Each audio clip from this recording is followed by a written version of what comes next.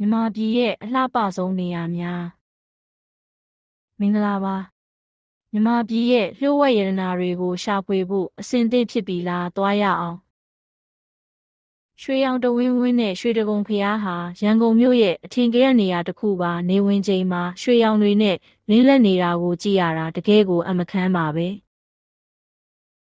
လေပေါ်မှာလိုက်ပါစီမျောပြီးအင်းလေးကန်ရဲ့ရေပေါ်ဥယျာဉ်တွေနဲ့ခြေထောက်နဲ့လှေလော်တဲ့တန်ဃာသည်တွေကိုကြည့်ရှုခန်းစားလိုက်ပါတကယ်ကိုထူးခြားဆန်းပြားတဲ့အတွေ့အကြုံတစ်ခုပါရှေးဟောင်းဖျားပေါင်းထောင်နဲ့ချီရှိတဲ့ပုဂံဟာကမ္ဘာပေါ်မှာအံ့ဩစရာအကောင်းဆုံးရှေးဟောင်းသုတေသနနယ်မြေတစ်ခုပါပူပေါင်းစည်းပြီးနေထွက်ချိန်ကိုကြည့်ရတာကတော့မမေ့နိုင်စရာအတွေ့အကြုံပါပဲ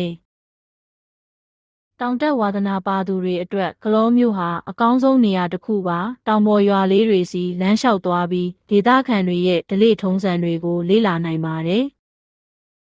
မန္တလေးတောင်ပေါ်ကနေမြို့ရဲ့အလှကိုခန်းစားကြည့်ပါပြီးတော့ဥပိန်တရားပေါ်မှာနေဝင်ချိန်ကိုကြည့်ရှုဖို့မမေ့နဲ့နော်